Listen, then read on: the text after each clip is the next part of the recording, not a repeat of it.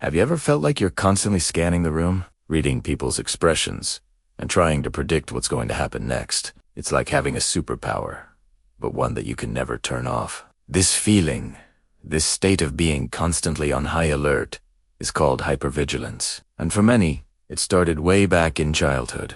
Today,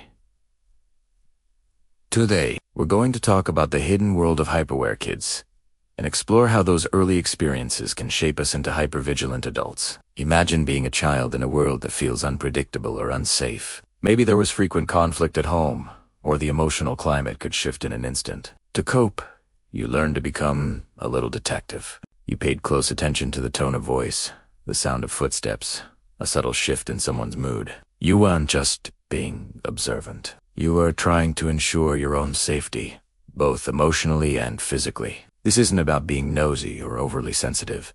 It's a survival mechanism. For these children, their nervous system is in a constant state of fight or flight, always ready for a threat that might be just around the corner.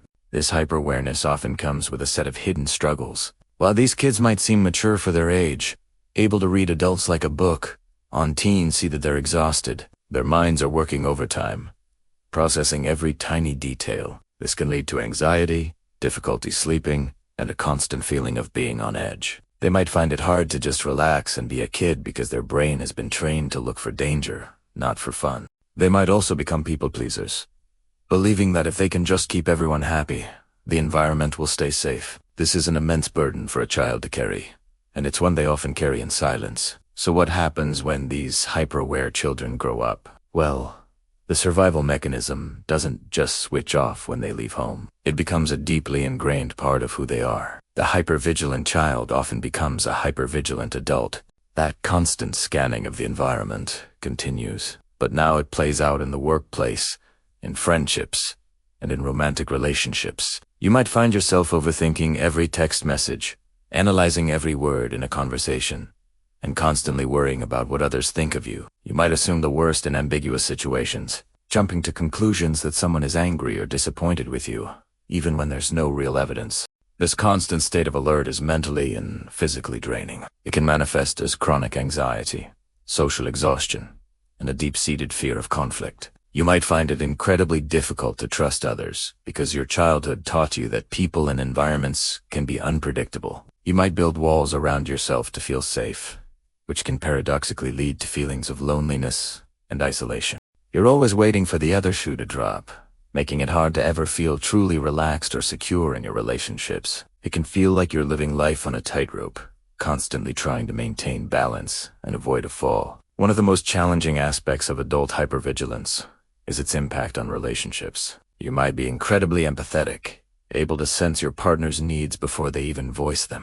But this can also lead to you losing yourself in the relationship. You might prioritize their feelings so much that you neglect your own. You might avoid expressing your own needs or disagreements for fear of upsetting the balance, which can lead to resentment over time. Your partner might feel like they're walking on eggshells around you because you're so sensitive to their moods, even when they're not related to you at all. It's a complex dance, born from a deep-seated need to maintain peace and safety. In the workplace, hypervigilance can be a double-edged sword. On one hand, you might be incredibly detail-oriented, conscientious, and proactive.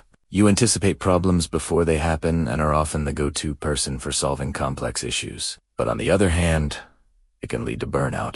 You might take on too much responsibility, struggle to delegate, and ruminate endlessly on feedback or criticism. The pressure to be perfect and to avoid any possibility of failure can be immense. You're not just doing your job, you're constantly managing the perceived emotional states of your colleagues and superiors. So, if this sounds like you, what can you do? The first and most important step is awareness. Recognizing that this pattern of hypervigilance is a learned response to your past, not an inherent flaw in your personality, is incredibly empowering. It's not your fault. Your brain did what it had to do to protect you when you were vulnerable. Now, as an adult, you have the power to teach it new ways of being. This journey of healing is not about erasing the past, but about integrating it and learning to feel safe in the present. Mindfulness and grounding techniques can be like these practices help bring you out of your head and into your body, anchoring you in the present moment. Simple exercises like focusing on your breath, feeling your feet on the floor, or noticing 5 things you can see around you can help calm a racing mind. They send a signal to your nervous system that you are safe right now, in this moment. It is about training your brain to distinguish between a perceived threat from the past and the actual safety of the present.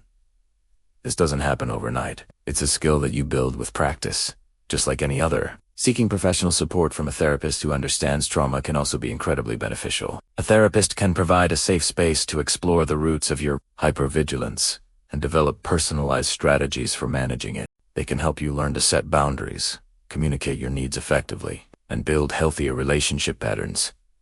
Remember, asking for help is a sign of strength, not weakness. It's an investment in your own well-being and your future. There are people who can guide you on this path, and you don't have to walk it alone. Ultimately, healing from hypervigilance is about learning to offer yourself the safety and compassion you may not have received as a child. It's about learning to trust yourself and your ability to handle whatever comes your way. It is a journey from constantly scanning the horizon for danger to finally being able to enjoy the view. You deserve to feel calm, to feel secure, and to live a life that isn't dictated by fear. Thank you so much for joining me for this important conversation today. If this video resonated with you, please give it a thumbs up and share it with someone who might need to hear this. Don't forget to subscribe for more content on mental health and personal growth. Take care of yourselves, and I'll see you in the next one.